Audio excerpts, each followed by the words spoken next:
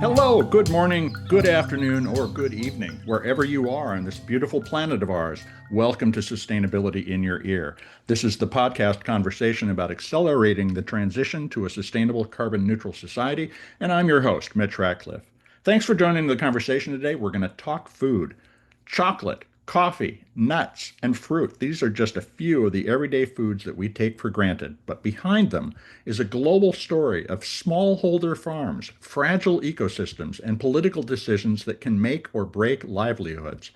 And that system is under stress as climate change reshapes where crops can grow and how people can live. Trade disputes and tariffs threaten to cut off supply chains overnight, and too often the people growing our food are left with the least power in the system that provides our food. So, our guest today has decided to flip that equation and put people and regenerative agriculture at the heart of a growing food company, GOODSam Foods. Heather Terry is the founder and CEO of GOODSam, which sources 90% of its ingredients directly from smallholder farms in Latin America and Africa. She's one of the few women in regenerative consumer packaged goods to raise significant capital, having recently closed a hard-won $9 million Series A after 18 months of pitching, and walking away along that path from misaligned investors. Heather is building a brand that doesn't just put a green label on a package. Good Sam's supply chain eliminates middlemen, reinvests profits in farmer communities, and prioritizes soil health, biodiversity, and fair pay.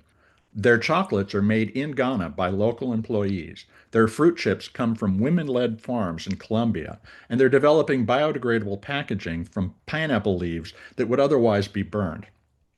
At a moment when tariffs on cacao and coffee loom and climate volatility is the new normal, Good Sam is a case study in what it takes to build a regenerative business without compromising your values. So, we're going to talk trade policy, climate risk, and what the U.S. food system stands to lose if smallholder farmers are pushed out of the global market.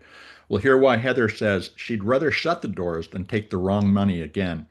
So you can learn more about Good Sam and shop at goodsamfoods.com. Good Sam Foods is all one word, no space, no dash. Goodsamfoods.com. We'll dive into the global food system right after a quick commercial break.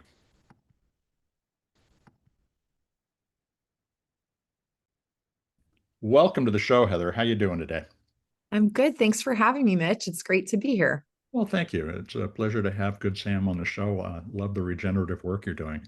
You know, you said in the email exchanges before we scheduled this that you were talking about your fundraising, and you said you'd rather go out of business than take the wrong money again. I'm curious how your past experiences as a founder shaped that philosophy and has for Good Sam since day one. And I'm curious, what was the bad money? Everybody wants to know what the bad money was. No, early in my career, I took money from a misaligned family office. And I think that happens to a lot of companies, right? You're desperate, you want to grow, or you've been told you need to take money and you take whatever comes your way before you really understand the implication of that, right? And I think a lot of companies do it, and it can really hurt, especially on their way out, right? I know lots of founders, especially from my early days in the natural products industry, who took bad money, didn't walk out with very much in the end. It was just a very extractive, um, capitalistic model that also like doesn't really work anymore, right? It's this is a hard landscape to sell that in Mhm. because everybody wants profitability. Investors now, I think, are prioritizing keeping founders around because that's the vision, that's the North Star, that's the heart and soul of a business. And I think, it was just a misguided time. I think it was just one of those times where VC and PE and family office thought they can kind of come in, scoop up companies and run them, right? So I think it was the time. And I think it still happens today. But I think that lesson over a period of time, right, Mitch, taught me that because it was so painful to watch that happen to Yeah. something that I had fostered and created and that we were working and running, it reshaped my mindset in terms of who I really wanted to work with and understanding that when you move into those conversations and when you start to take money from investors, that you have to really make sure that you are fundamentally in alignment from a principle perspective, from a moral perspective, from an operational perspective, and from a future visionary perspective, right? That has to be there for me. A lot of family offices will speak to the fact that they're interested in impact. Was this a case where somebody represented themselves as interested in impact investment and then really weren't, or was it just that this No, was that was, before those days? yeah, that was that was, 15, 16 years ago when I Okay. first took that money. So it was a little bit of a different time. It was when, like I said, PEVC first started coming into the natural products landscape. And I think Okay. they were treating it like tech, and food is not tech, right? Food, beauty, beverage is not tech. You're not looking at a tech play here. You're not going to turn around hundreds of millions of dollars in 3 years. And I always laugh in those conversations because there are still VC and PE people out there who will get on the phone with me and be like, okay, so are you going to sell it in 3 years? And I start laughing. I'm like, no, we're not going to sell it in 3 years. That's not the point. And by the way, food is a slow process. It is razor thin margins. It is very complex networks, even when you're only in one category. So, right. So if you can imagine what it's like for GOODSam in 4 categories, it's a very long lead time. Even the largest acquisitions, most of those businesses have been around for, if you look at even something like Lily's, they were around for over 10 years, right? So I think it was 12 years at that point before Hershey's acquired them. So, food businesses typically have to be in the game a long period of time, really building a business and a brand and a presence in order to get to that metric. So it shocks me a little bit, right, Mitch, that like still in this day and age that there are still VCs and PEs out there being like, so you're going to sell in 3 years? And you're like, yeah, no, that's like, have you read They read the same book. right? They read the We're book that not, says, yeah. yeah, we're not playing the same game, right? We're not playing the same, we're not playing by the same rules. So I think there are some really great VC and PE offices that have changed their mindset around that when it comes to consumer goods and when it comes to food in particular. I think a lot are still in a weird trend setting pipe dream that is really rolling the dice. It's a huge gamble, right? To take a chance on trendy brands. And then I think there's this other subset of investors that we were able to find. So our story in terms of the investment, right, Mitch, was that I went to my old network of PE, VC, family offices that are focused on CPG. And they all looked at me like I was crazy for the model that we're running. And then I shifted to a new network of impact investors, and they said to me, no, this is the future of investment. This is the future of the world. This is the future of food. And we believe fundamentally in what it is that you're doing. And that's the difference between bending your, like, so for founders who are listening to this podcast, if you ever feel like you're bending yourself or you're bending your mission or you're bending the principles of your business, you're talking to the wrong people. You're talking to the wrong money people. If you feel like you are in a collaborative situation where investors understand what you're doing, they might have some suggestions on how to do it better. They're coming with a more collaborative attitude. They're coming with the spirit of partnership. And you feel your intuition go, wow, this feels good. It feels like somebody's here to like lend that hand. Then you're in the room with the right people. Having been on both sides of that table, that certainly rings true to me. But let's Yeah. talk about the range of foods that you offer and where they come from. How do you identify your sources and vet the supply chain so that you can say with confidence that people are being treated well, that the least environmental damage possible is being done, and so forth? Yeah, that came really early. We had a retail partner who had a larger stake in the company at the time and was driving a lot of metrics through the system in terms of data. Now that I've been in this game for 16 or 17 years now, and I like data a lot. I like to follow the numbers. I like to see what customers are buying before I just randomly put a product out to market. That's something that over the time of me being an entrepreneur and being in many different food companies, I've learned to really appreciate that data. Now, sometimes you decide to throw the data out anyway, but having the data and understanding the data is really important.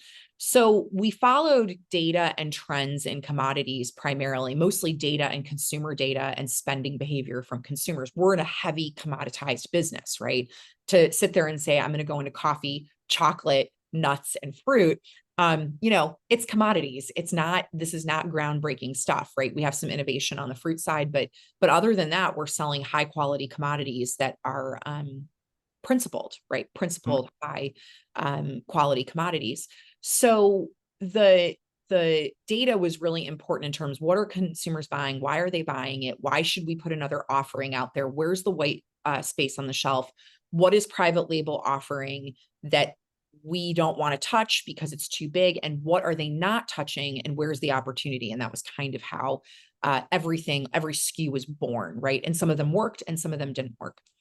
I think when it comes down to countries and supply network, as we call it, that was harder, right? We were building this thing during COVID, and it was literally like flying a plane and building it at the same time, right? We didn't really know, and we were dealing with a lot of, we have very seasoned CPG people who work for us and who've been in the game for 10, 15 years, leaning on a lot of our networks, leaning on a lot of people that we really trusted to know what was happening, lots of special visas, lots of empty flights to places like Africa, which was completely trippy and bizarre. But we got there, and part of that system for us, Mitch, is that we get on the ground, we're vetting, we're asking a lot of questions, we're continuously testing the system, we're continuously supporting the system, but our team spends a meaningful amount of time on the road every year, right? It's, for us as a business, that's a big part of our P&L, is where we spend our time and how much of our time we spend there, because we understand how important it is to have that connection with our farmers on the ground. Well, we're at the dawn of an era of provenance information, and you mentioned your passion for data. What does the data say about how consumers are engaging with that information? What are they telling you about their interest in knowing where their food came from? This is such an interesting moment, because I think if we were in a different administration and there wasn't so much chaos, I think that we were trending toward people wanting to understand more about their food. I think the MAHA movement supports that. And I think there's a big interest in what is in our food. I still don't think there's a big interest in where our food comes from. But why do we do it, Mitch? I want to kind of back out of that a little bit. Like, I'm perceived as a do-gooder, but I'm also an American and I'm a capitalist and I have to make money in this business, right? So why do we do this? Yes, we do this because it's the right thing. We do this because we're all passionate about this. That's a given. Nobody gets into this work without really believing in strengthening supply and doing the right thing. But when I think of it from the capitalistic lens, when I put that hat on and understanding that this business has to make money, all of that aside, I'm looking right now, me and my team and our board are looking at right now what the next 10 or 15 years look like for commodities and for crops. And the problem there is that it keeps getting worse. We're having weather events, whether they be drought or flooding or wrong temperatures or rising temperatures, whatever it is, or disease that is created because the correct environmental conditions are no longer available in multiple ecosystems. When I look at that from a business opportunity perspective, and I think about the fact that GOODSam purchases everything between 200 and 400% more than a commodities trader or somebody in the middle, right? Or big multinational conglomerates, I start thinking about how yield is going to go down. It already has gone down. And when I'm a farmer, and I suddenly have leverage, who am I going to sell that product to that I have? It's the relationships that will matter. It's relationships. Yeah. So my point is, like, yes, we have a do-gooder angle. Yes, we are deeply concerned for the planet, but even thinking of it through the lens of my competitors or the big guys who have preceded us, right? The big CPG companies that have preceded us, what I believe they're missing, and what I believe some really extractive investors are missing, is this conversation around, you will extract to the end of the earth and you will run out of places to extract from, because suddenly, in a system where there is not as much yield available, farmers will have leverage and they will go to the companies that have done right by them. And that is where the crossroads happens, right? For companies like ours and the big CPGs, who will have a difficult time moving forward in their businesses because they are much more short-sighted than we are. Your consumer is willing to pay that premium. Yes. both for the quality of the food and what the food does for the people who grow and produce it. Hmm. Right now. Returning to the question I asked, what do you think the role of the consumer is? And once they know that kind of information and can value it, how can they make the change in the market that enables more companies like Good Sam to take root? Yeah, I think consumers have a big responsibility, but I also want to be sensitive to the topic, right, Mitch, that our products are not accessible to everyone in the United Mhm. States. That's not lost on us, right?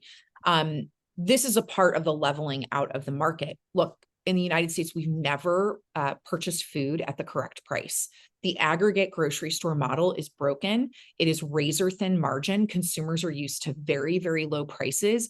We Mhm. are one of the most developed countries paying the least amount of money for our food in the world. That right now I'm watching that break, right? I think we're all watching that break because of tariffs, because of again, low yields and climate change and problems there.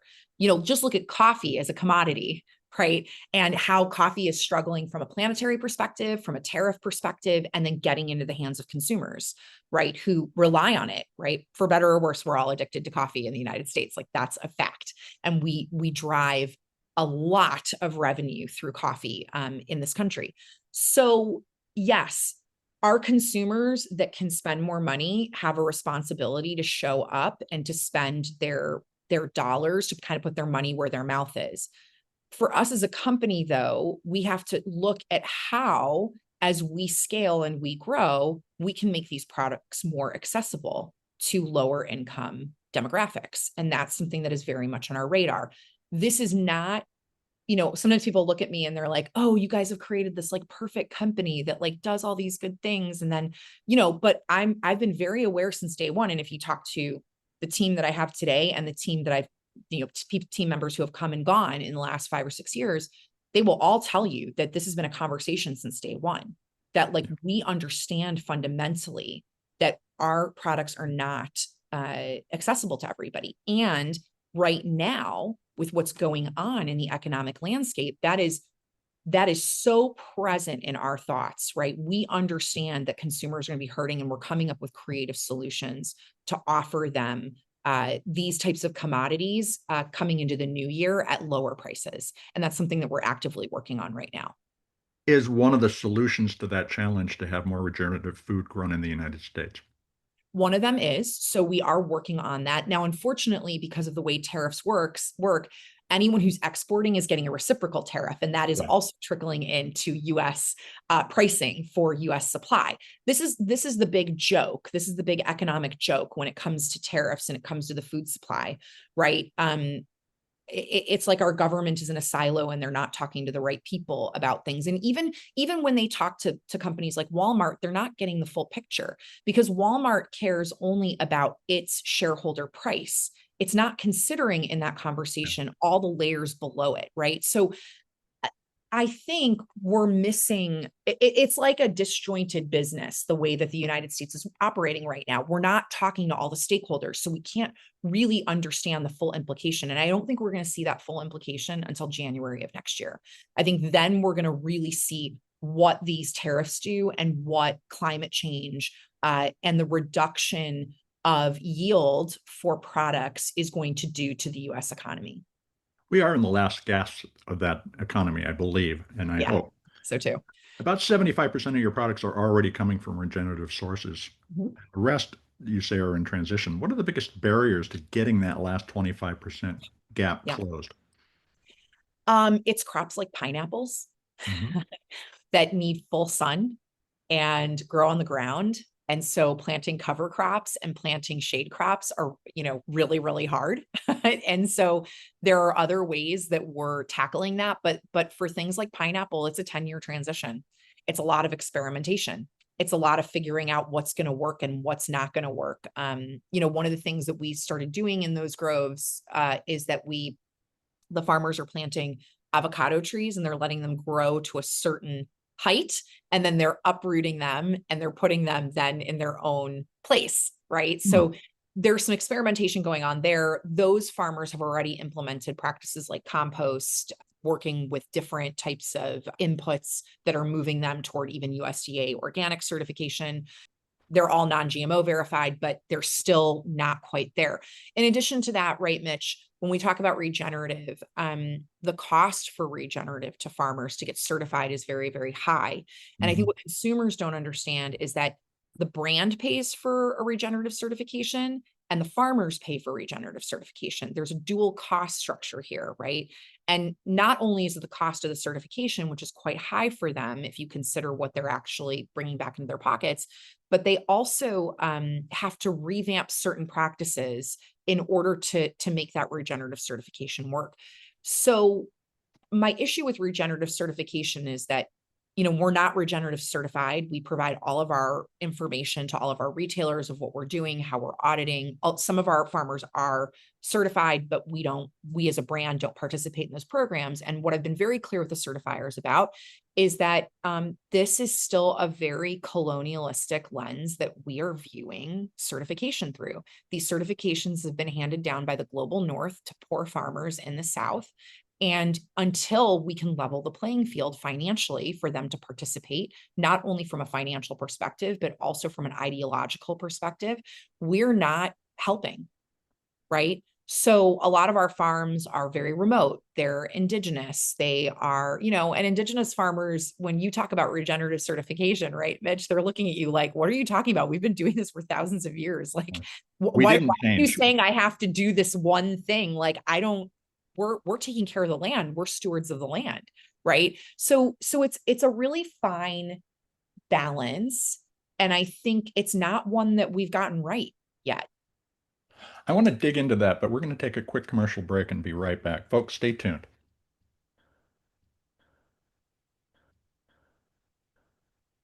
Welcome back to Sustainability in Your Ear. Let's continue the conversation with GOODSam Foods founder and CEO, Heather Terry. The company has built a fair regenerative supplier relationship network all around the world. And Heather, your comment about the certification process, I want to ask a little more about that. We've written a lot about this, trying to identify what are legitimate certifications, what are self-serving or basically marketing certifications. How do you think about the authenticity of the information that you're delivering as standing as a certification in and of itself? Is that the right way to approach this Yeah, problem? I think it's complicated. And, a lot of people see me as a person who pushes back against certification, but we are USDA organic certified. Mhm. We are non-GMO project verified. The reason we're okay with those certifications and the reason that we've decided those certifications are important is because those certifications have everything to do with inputs. Mhm. They're cut and dry, right? You may not use this, you may use this, and we test the soil every couple of years to make sure that those inputs have not been inputted into the soil. It's pretty cut and dry when it comes to organic and non-GMO certification. It's about what you're putting on the product, and also in the case of genetic modification, obviously in the United States, there's only, a handful of things that can legally be genetically modified. That'll probably change in the next couple of years.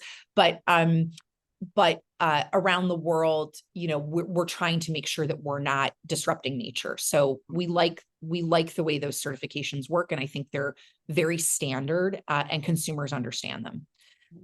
I also think Non-GMO Project in their inception did a lot of work to educate consumers, and that was what help them stand out to consumers, understanding that like, oh, something scientifically is being changed here. And I get to decide whether or not I want to put that in my body or not put that in my body, regardless of what it stands for, or, how much of the world we think we can feed with a genetically modified food.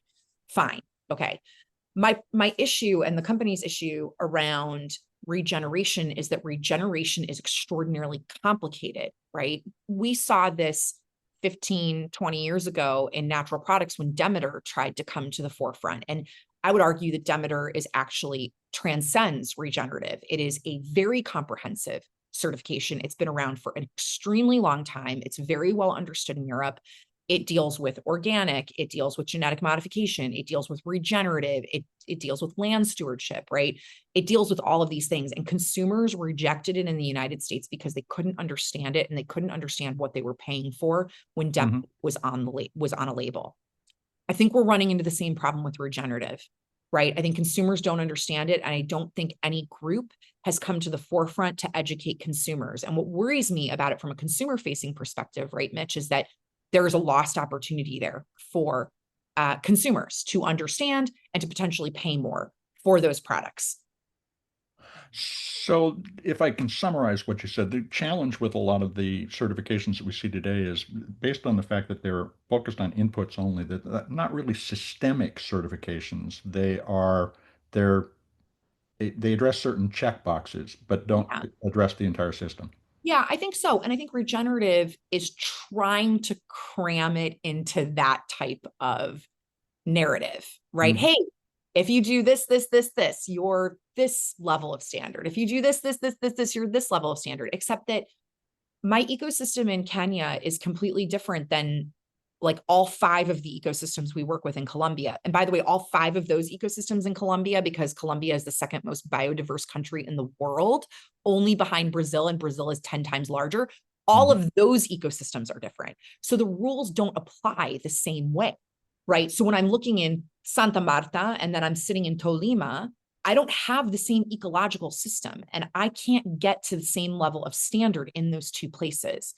In addition to that, I think these standards were thrown together through an American and European lens. And I Mhm. think that's fine if you're just talking about inputs, right? If you're just talking about what you put on something.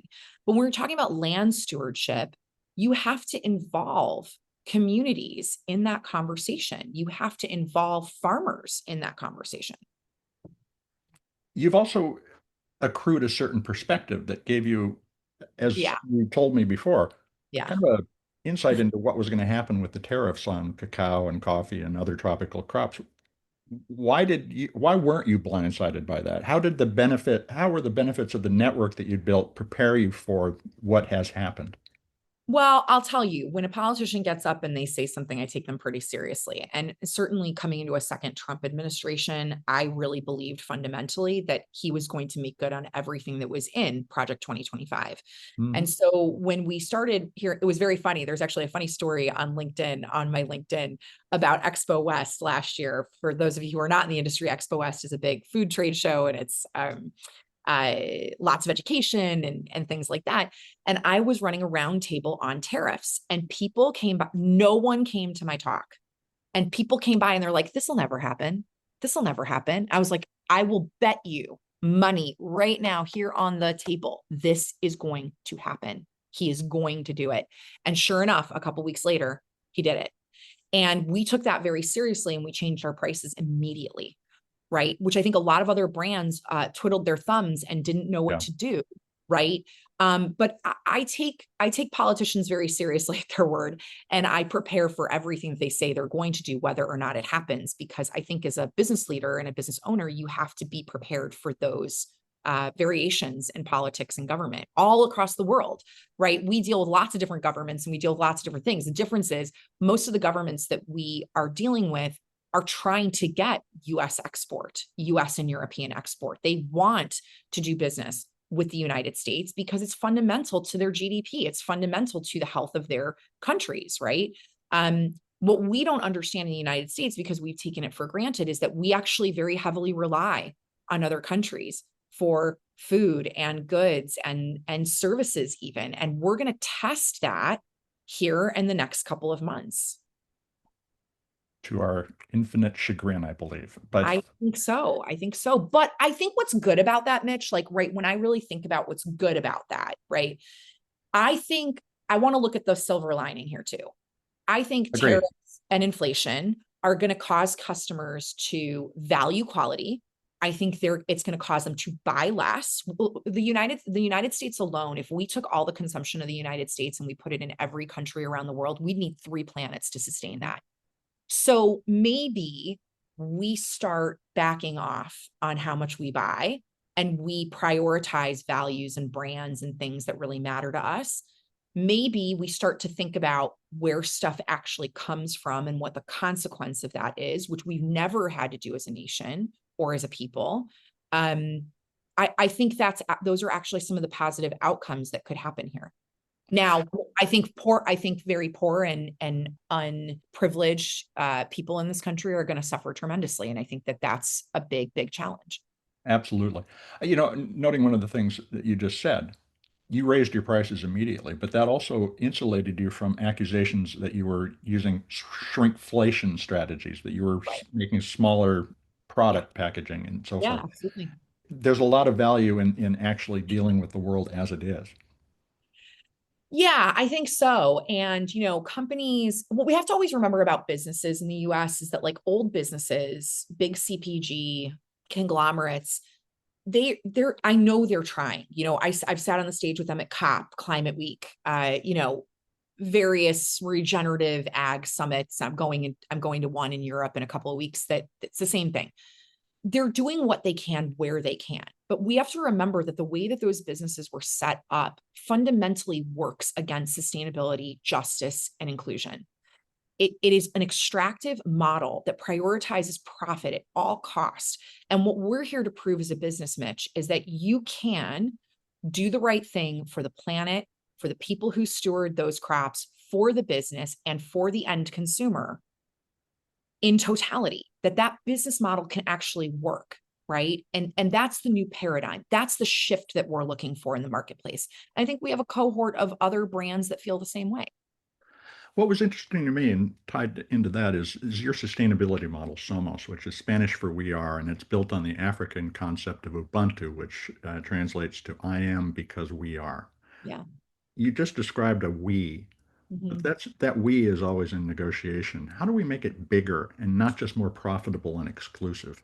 Oh man, Mitch, I think we're coming to a reckoning, right? Like we're seeing even like little communities pop up that are like taking care of each other. I mean, let's put all politics aside. Like who cares what the politics are of those groups? But I think what we're going toward now is we're going to continue to try to grasp onto the me economy, me, which is where we've been for a long time. And we're going to need to emerge as a we economy. And it's interesting, anthropologists talk about this, like the turning. And if you've ever read there's a book called The Fourth Turning. Yeah. And they talk about how society goes through this every 80 to 100 years, going from this extractive me, my own, my people, my thing, which doesn't really serve anything for the future. And then big events happen to change societal, mindset to we, and how do we come back together. The last time this happened was right after World War II, right? Where Mhm. everyone's like, okay, we're in this together. We're taking this on. How do we get this done? Right. The whole world came together around something. And Well, then, but we had accomplished something yeah, too we at had that time, accomplished and something. so here's the challenge that I Yeah. I don't read know. I about don't know. is what is the crisis that actually causes the turning? Because Yeah. I agree, we are absolutely on the cusp of that moment. What we see in Washington is the last gasp of the extractive economy, but boy, is it a big one. Wow, it's huge and it feels massive. And I don't know what it is. I'm not sure yet. Every day I wake up to the news like all the rest of us going, what's gonna light on fire today? Right. I Yes. mean, it's so overwhelming. And I do think we're gonna see a big change in this country. I think it's going to get worse before it gets better, just like it always does in these situations. But I do think that 20, 25 years from now, we'll still be dealing with some of the wreckage, but I think we will be emerging into something better than we were. Do you think that the United States has become a toxic setting for regenerative and responsible food companies? Absolutely, because I think it's siloed. I think the whole narrative is siloed. I've written a few pieces about Maha and what's happened in the current administration, And look, this is not, again, this is not about me being a Republican or a Democrat. This is about me looking at the landscape going, okay, we're saying we want MAHA. We're saying we want to make America healthy again. I fundamentally agree with that, right? I don't agree with some of the policies of RFK by any stretch of the imagination. I vaccinated my kid, like all those things. But I do agree that we're a very sick country and we need to do something about it. But when I look at the defunding of the EPA, the defunding of USAID, the defunding of the deregulation of toxic chemicals, the persistence of things like glyphosate in this country, they do not line up. Policy and rhetoric are at exact odds right now. And that is fundamentally my problem when it comes to my industry with this administration.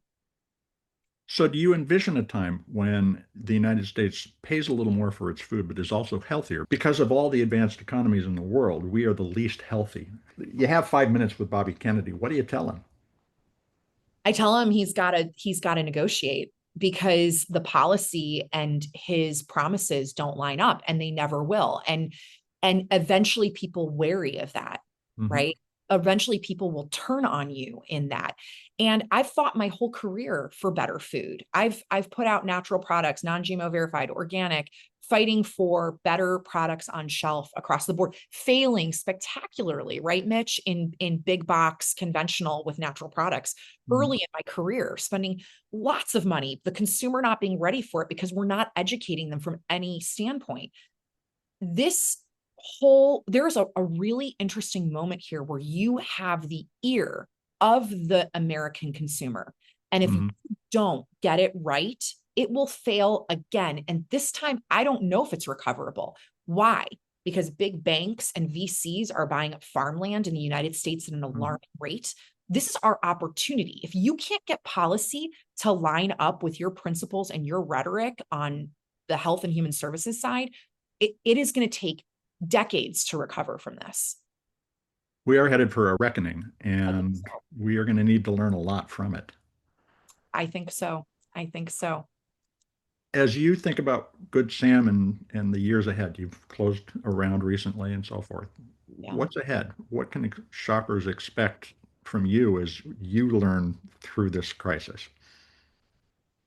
Oh, I mean, every day feels like it is a new situation. And so the flexibility that I think my team has had to come to the table with has been unprecedented. I've been in natural products for over 15, 16 years, and I've never seen a landscape like this. I've never seen a financial landscape like this. I've never seen a consumer landscape like this. It is up and down, up and down. One day you feel like you're on solid ground, and the next day you feel like the entire world is falling apart. I think it's going to require leadership on a level that is that we've never seen before. And I think leaders have got to be really healthy. They've got to be we've all got to be kind of really tapped in to our own spirituality, our own self-preservation, and what it is that we're doing for ourselves in order to continue to lead and continue to be part of the narrative. I think that piece of it is so important because it's so stressful and we're being inundated with so much from this administration, from climate change, from the happenings of the world, that we're constantly pivoting in business right now, especially those of us that are in small and medium-sized enterprises. These are the hardest parts for businesses when we're growing and we're trying to get over the hump and the inflection point. So I think those pieces, strong leadership, clear leaders, leaders who aren't willing to back down. Again, I will say very plainly, for me, what's happening in this movement and what's happening in the United States, I have my own personal political views, right, Mitch? But at the end of the day, I have to look at a holistic picture as a leader and I have to make decisions based on that. And I have to be able to speak with conviction about what my business stands for and why it helps the US consumer and why it helps the US economy and why businesses like ours are really important, and not back down from that and not compromise on that, and help other leaders in the position of government to see why this is so fundamentally important without caving to emotion and caving to hitting low. And I think we're in a tough time, and I think we're going to see a lot of leaders fall out, and I think we're going to see leaders rise to the top in order to take and rise to the occasion and to really make things fundamentally better for business and consumers. So, how can our listeners follow your progress as you undertake that mission? Well, go follow Good Sam on Instagram, LinkedIn, TikTok. Our website is goodsamfoods.com. I personally have my own Instagram page, Heather K. Terry, which I post a lot of things behind the scenes on. But support us, buy product, pick up something when you're in the grocery store. Even if it's a little bit more expensive, maybe sacrifice something else that isn't as good for you to pick up a bag of our macadamia nuts or our fruit chips.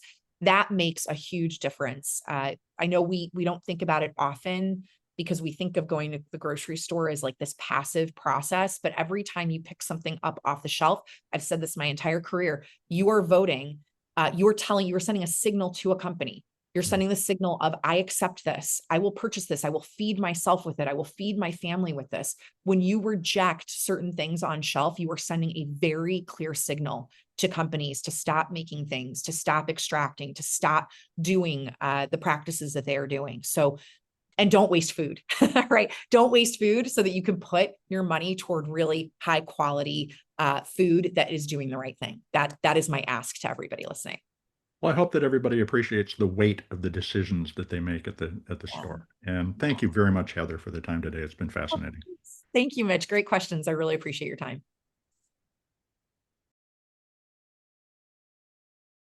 Welcome back to Sustainability in Your Ear. You've been listening to a conversation with Heather Terry, founder and CEO of GOODSam Foods, a distributor of regeneratively grown organic fruit, nuts, coffee, and other snacks. And you can learn more about GOODSam at goodsamfoods.com. That's all one word, no space, no dash, goodsamfoods.com. And while you're there, take a moment to find a snack that swaps out a highly processed product from your diet in favor of a healthy alternative. It may cost a little more, but the benefits to your health and the planet will pay you back with a better quality of life, one in a cooler, stable environment. As Heather so clearly explained, we're headed into a confrontation between a wasteful, extractive approach to living and one that values planet, nature, and people. And each of us, individual consumers and business leaders, have the opportunity to be leaders at a time when our food system and access to information and the food choices available to us are being renegotiated. So, where can we start? Begin by learning about your food, where and how it's grown, and by whom it's grown, as well as the path it takes from farm to your home. That's a more interesting story than you might get from a television commercial that touts only the benefits, not the consequences of our food choices. It also requires a dialogue, and despite its marked tendency to dictate how we should live, the Make America Healthy movement is an opportunity to activate a national discussion about transparency in the food system. On the other hand, the recent MAHA report on highly processed food calls for reduced regulation and liability for chemical companies, which opens the door to the use of more, not less, pesticides, synthetic fertilizers, and herbicides in our fields. And all those substances are running into our rivers, lakes, and oceans, and ultimately reaching our bodies through the food that we eat. So maybe we could keep the regulations in place while forcing more information about sourcing and content of packaged foods to be made available. That's the negotiation that we should be having with Bobby Kennedy. Heather rightly says we're a very sick country and need to do something about it. So, how did we get here? We were told to ignore the facts behind generations of chemical laced food products. Shoppers are told by advertising and the media to focus only on the fun of consuming at a time when more information is becoming accessible, which enables us to make better health choices. Companies that want to enter the next economy and lead it, that regenerative system that can eventually reverse declining yields while delivering more nutritious foods, should focus on setting the best example. Share the provenance of your ingredients. Don't shy away from the details about health impacts and help shoppers make better decisions through transparency.